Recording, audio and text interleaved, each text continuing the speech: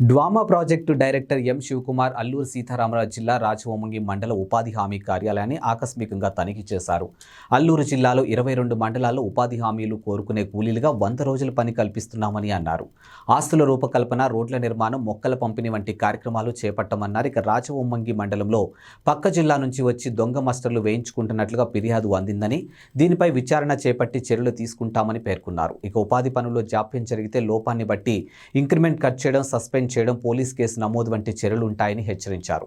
మండలానికి సంబంధించి ఉపాధి పనుల్లో లోపాలుంటే స్థానిక ఎంపీడీఓకు ఫిర్యాదు చేయాలని సూచించారు. అదే ఆ డీటెయిల్స్ అన్ని మీరు అందజేస్తాను కానీ నేను చెప్పాను మళ్ళీ ఒక అంటే బాటమ్ టు టాప్.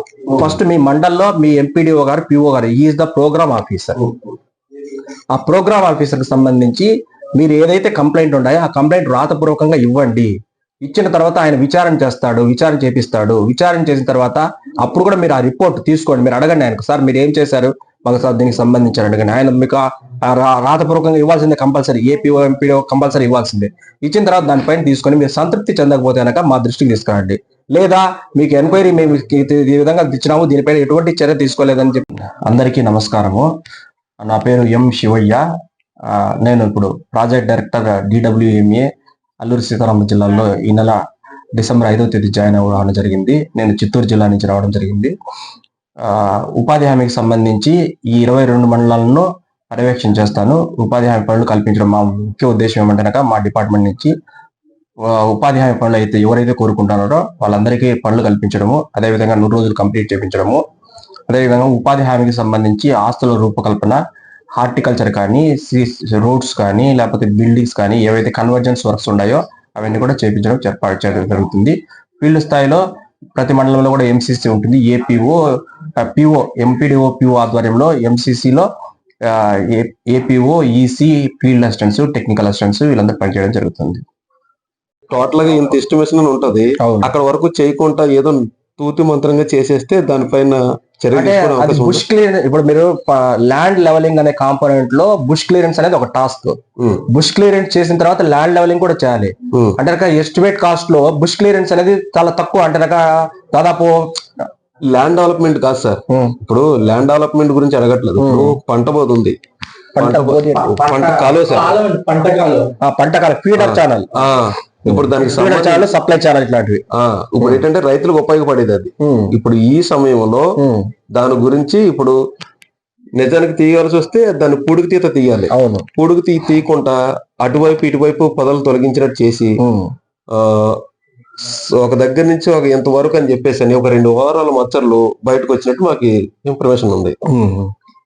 ఫస్ట్ ఏమంటే ఏ పనైనా కూడా ఉపాధి హామీ కార్యక్రమంలో స్టార్టింగ్ నుంచి ఎండింగ్ వరకు తీసుకొని వచ్చినప్పుడే ఆ పని యొక్క ఆబ్జెక్టివ్ నెరవేరుతుంది.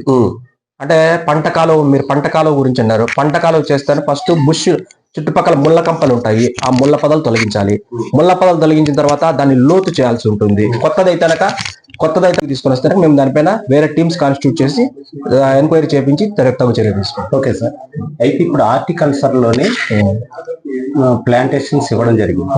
అలాగా మన డివిజన్ లో ఎంతమంది రైతులకు అయితే ప్లాంటేషన్ ఇచ్చారు, అలాగే ఇంకోటి ఏంటంటే ట్రాన్స్పోర్ట్ లో ప్లాంటేషన్ ట్రాన్స్పోర్ట్ ఉంటాయి, అవి కొంతమందికి అందలేదన్నట్టుగా సమాచారం. అది డివిజన్ స్థాయి అలాగే మండల స్థాయి ఎంతవరకు అయ్యింది ట్రాన్స్పోర్టింగ్ చెప్పగలరు? ఇప్పుడు మీకు ఏం చేస్తారంటే మీరు ఇవన్నీ హార్టికల్చర్ సంబంధించి చాలా సమస్యలు చెప్తున్నారు కాబట్టి నేను జిల్లా నుంచి ప్లాంటేషన్ మేనేజర్ని మీకు రేపు కావాలన్నా మన్నాడు కావాలా, రేపు మన్నాడు పంపించి పూర్తి విచారణ చూపిస్తాను. ఎప్పుడు చెప్పాలన్నా మీరు ఇస్తే అంటే మీరు ఉండాలి కదా. మీరు క్వశ్చన్ చేసినప్పుడు దానికి ఇన్ఫర్మేషన్ కూడా ఇవ్వాలి కదా. బాబు ఏపీఓ ఇట్రామ్మా. ఇప్పుడు వీళ్ళు ఏమంటున్నారంటే హార్టికల్చర్ సంబంధించి చాలా మిస్యూజ్ జరిగింది అంటున్నారు. అందుకోసం నేను ఏం చేస్తానంటే నెక్స్ట్ సోమవారం మీ మండలానికి ప్లాంటేషన్ మేనేజర్ వస్తాడు. ప్లాంటేషన్ సూపర్వైజర్, టెక్నికల్ అసిస్టెంట్ కూడా ఉంటారు కదా. ఇక్కడ మీకు ఏపీడీ క్లస్టర్ టెక్నికల్ అసిస్టెంట్ కూడా ఉన్నారు కదా. ఏపీడీ గారు లీవ్ లో ఉన్నారు. Okay sir. ఇప్పుడు ప్రెసెంట్ అయితే రాజమ్మ మండలంలో పక్క జిల్లాల నుంచి కూడా వచ్చి మచ్చర్లు వేయించుకుంటున్నారు అన్నట్టుగా సమాచారం. అలాగే ఇక్కడ దొంగ మచ్చర్లు కూడా ఎక్కువగా పడుతున్నాయి. పనికి వెళ్లకుండా కూడా మచ్చర్లు వేయించుకోవడం జరుగుతుంది. దాని మీద మీ స్పందిస్తారు? ఇప్పుడే మీరు మా దృష్టికి తీసుకొచ్చారు. దానికి సంబంధించి నేను 1 గంట ముందు మీటింగ్ ఏర్పాటు చేసినప్పుడు కూడా ఒక అతను వచ్చాడు, కంప్లైంట్ చేశాడు. ఆ కంప్లైంట్ పైన విచారణ చేపిస్తున్నాము. విచారణ చేసి చర్య తీసుకుంటాం. కనుక కొంతమంది మస్టర్లు అంటే ఇప్పుడు సపోజ్ ఉపాధి హామీకి సంబంధించి హార్టికల్చర్ ఫార్మర్ ఎవరైతే 100 days కంప్లీట్ చేసుకుని ఉంటారో 100 days కంప్లీట్ చేసుకున్న రైతుకు మనం వాటరింగ్ పేమెంట్ చేయలేము, వాచ్ అండ్ వార్డ్ పేమెంట్ చేయలేము. అట్లాంటప్పుడు ఆ రైతు పర్మిషన్ తీసుకునేసేసి వాటరింగ్ వేరే వాళ్ళు పోస్తారు కదా, పక్కన వాళ్ళు పోస్తారు కదా, రైతు పర్మిషన్ తీసుకునేసేసి with the consent of the farmer వేరే వాళ్ళకి మస్టర్ వేసి చేపించవచ్చు. అదేం తప్పులేదు. ఆ విధంగా జరిగిందా, లేదా అసలు సర్వైవల్ లేకుండానే, ప్లాంట్స్ లేకుండానే వేరే మీరు చెప్పేట్లు థర్డ్ పార్టీ ఎక్కడో వేరే జిల్లా నుంచి వచ్చిన వాళ్ళకి మస్టర్లు వేసారా? ఇవన్నీ వాళ్ళకి షోకాజ్ నోటీస్ ఇవ్వాలి, వాళ్ళ దగ్గర నుంచి ఎక్స్ప్లెనేషన్ తీసుకోవాలి. తీసుకున్న తర్వాత డిసిప్లినరీ యాక్షన్ ఏ విధంగా ఉందంటే టీఓసీలు పెట్టడం కానీ, వాళ్ళ దగ్గర నుంచి రికవరీ చేయించడం కానీ, ఉద్యోగం నుంచి తొలగించడం కానీ, ఇట్లా డిఫరెంట్ డిసిప్లినరీ యాక్షన్స్ ఉంటాయి. దాని ప్రకారం చేస్తాం. ఇప్పుడు మీ వద్ద నుంచి హార్టికల్చర్ ఆల్రెడీ ఇచ్చారు కదా సార్, హార్టికల్చర్ కి సంబంధించి జీడి మామిడి, నిమ్మ ఇవన్నీ కొన్ని ఇచ్చారు.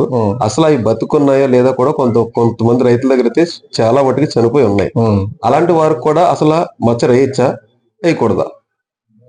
అంటే ప్రతి నెల కూడా ఏం చేస్తారంటే కనుక ఈ సర్వైవల్ అనేది తీసుకుంటారు. సర్వైవల్ బట్టి ఎన్ని చెట్లు బ్రతికుంటాయి అన్ని చెట్లకు బట్టికే పేమెంట్ చేయాలి. పూర్తిగా చనిపోతే పేమెంట్ చేయకూడదు కదా. ఇప్పుడు పూర్తిగా చనిపోయినట్లకి మచ్చర్లు ఇస్తే వాటిపైన మీ స్పందన ఏంటి? అదే నేను చెప్తున్నాను కదా, అట్లాంటివి ఏదో మీరు కేసు బై కేసు నాకు రైతుల ప్రకారం లిస్ట్ ప్రకారం ఇస్తాను. ఎందుకంటే నేను డిస్ట్రిక్ట్ మొత్తం చూస్తాను. మీకు